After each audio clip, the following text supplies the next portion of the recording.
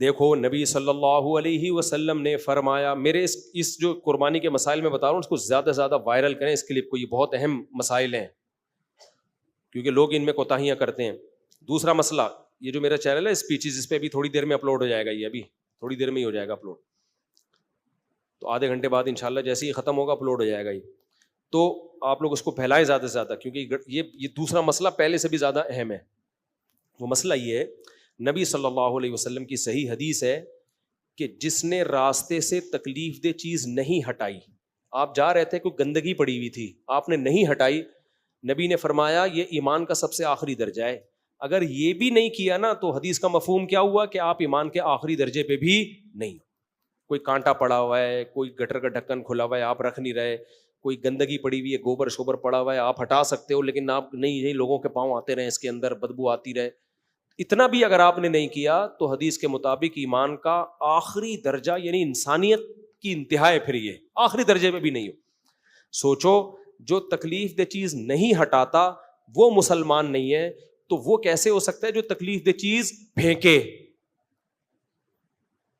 جو تکلیف دہ چیز پھینکے گلی محلے میں، اور ایسا پھینکے کہ صرف ایک آدمی کو تکلیف نہیں ہو رہی، پورا محلے کو تکلیف ہو رہی ہے. قربانی کے اگلے دن اور دوسرے تیسرے دن آپ حال دیکھا کرو کراچی کا کیا بن جاتا ہے. پہلے گندگی کم ہے، اتنی بدبو، کچھ لوگوں کو تو الٹیاں لگ جاتی ہیں، وہ بقرعید کے دنوں میں بھاگ جاتے ہیں شہر چھوڑ کے، وہ کہتے ہیں یار ہم افورڈ نہیں کر سکتے. اتنی غلاظت، اتنی گندگیاں، خون کی بدبو، اوجڑیاں، چھیچڑے، کووں کے بلیوں کی عید ہوتی ہے اصل میں، انسانوں کی نہیں ہوتی، اتنی گندگی. او بھائی جب آپ جانور لے کر آئے ہو اس کو ذبح کر کے اس کی آلائش کو ایک کسی ٹھکانے لگانا یہ بھی آپ کی ذمہ داری ہے.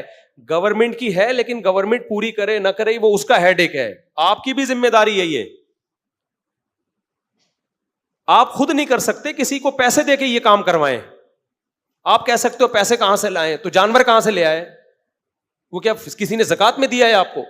قربانی غریبوں پہ لازم نہیں ہے، مالداروں پہ لازم ہے. تو جس کمبخت مالدار کے پاس گلی کو صاف کرانے کے پیسے نہیں ہے نا، وہ کمبخت مالدار کے پاس قربانی کے پیسے کہاں سے آ گئے؟ نہیں آئی میرا خیال ہے بات.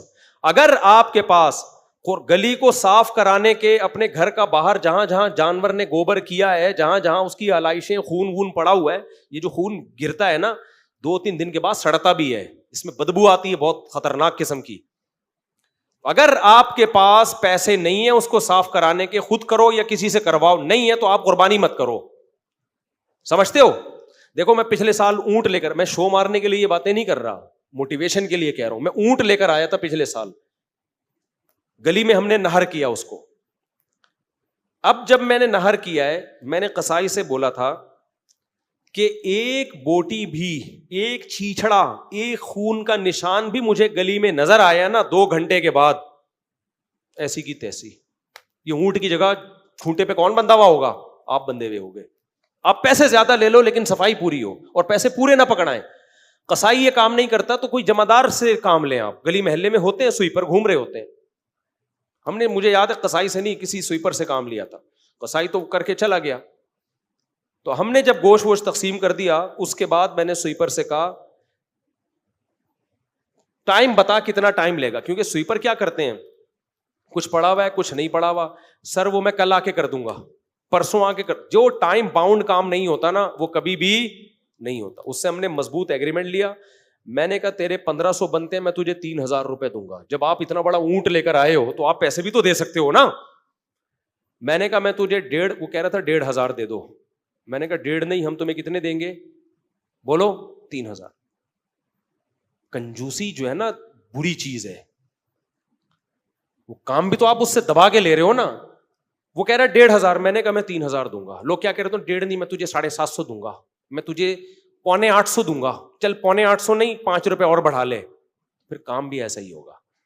میں نے اس کو اتنا خوش ہو گیا نا 1.5 کے بجائے، جب 3 سنے گا تو خوش نہیں ہوگا.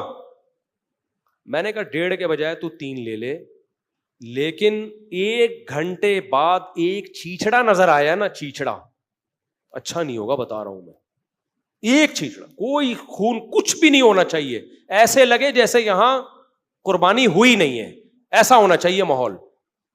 اور یہ جو اندر ہم نے گوشت بانٹا, میں نے کہا صرف سے پورا دھو کے نا, چمکا کے, ایسا کہ لگے ہی نہیں.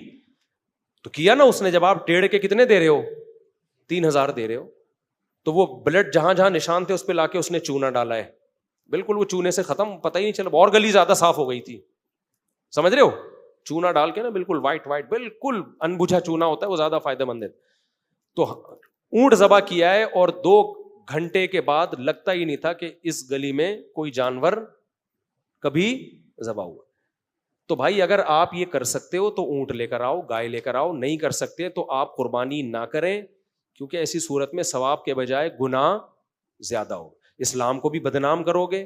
کوئی گورا آ جائے ہمارے ملک میں بقرعید کے تیسرے دن, اور اوجڑیاں اور چیچڑے اور غلاظتیں اور کھوپڑیوں میں گھسے ہوئے کیڑے, جو نہیں جانوروں کی کھوپڑیاں کچرا کنڈی پہ پڑی ہوئی ہوتی ہیں, اس میں کیڑے اور مطاف مکھیاں, وہ کہے گا یار یہ تمہارے باپ ابراہیم کی سنت ہے, جو تم کہتے ہو ہمارے باپ ابراہیم علیہ السلام کی, یہ گندگی ہے تمہارے مذہب میں, تم ویسے تقریریں کرتے پھر تو کہ صفائی نصف ایمان ہے.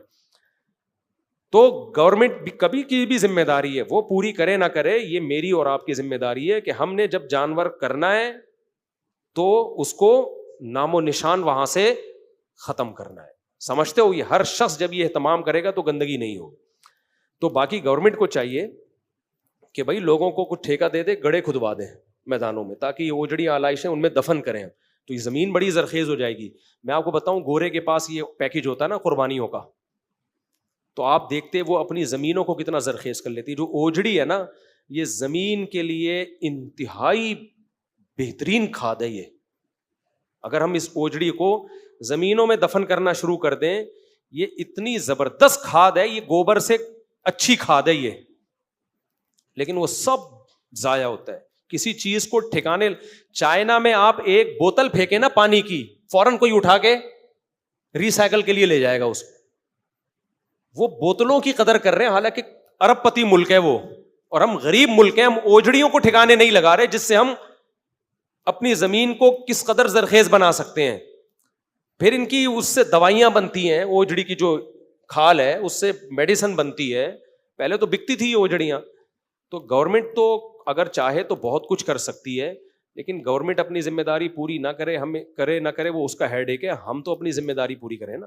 تو اس لیے ان آلائشوں کو ٹھکانے لگانا کس کی ذمہ داری ہے؟ ہماری. اگر نہیں لگایا قربانی کا اجر ضائع ہو سکتا ہے. گندگی پہ جو نبی نے کچا پیاز کھا کے مسجد میں آنے سے منع کیا ہے, تو جس مذہب میں بدبو اتنی بری چیز ہو, کچے پیاز کی بدبو برداشت نہ ہو رہی ہو, وہ قربانی کی اوجڑیاں اور سڑے ہوئے جو گوشت کے چھیچڑے پڑے ہوئے ہوتے ہیں وہ برداشت ہو جائے گا؟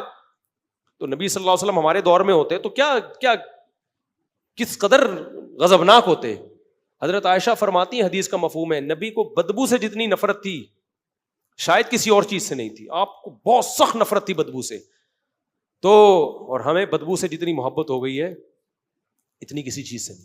بدبو کا علاج ہم یہ کرتے ہیں, اسپرے کر دیتے ہیں. جب دیکھتے ہیں نا لوگ بلڈ کی اسمیل بہت آ رہی ہے, لا کے اسپرے مارو. ابے اس سے اسمیل ختم تھوڑی ہو رہی ہے, وہ بدبو میں خوشبو مل کے ایک نئی چیز پیدا ہو رہی ہے اس سے. خوشبو کا مطلب تو ہوتا ہے پہلے نہا کے صاف ہو جاؤ پھر خوشبو لگاؤ. پسینے کی بدبو کو چھپانے کے لیے خوشبو لگاؤ گے, وہ بات تھوڑی ہوگی. ایسے تو تھوڑے دنوں میں تم عجیب سی چیز بن جاؤ گے. تو یہ بات سمجھ میں آ رہی ہے. اس کلپ کو زیادہ سے زیادہ پھیلائیں, وائرل کریں کہ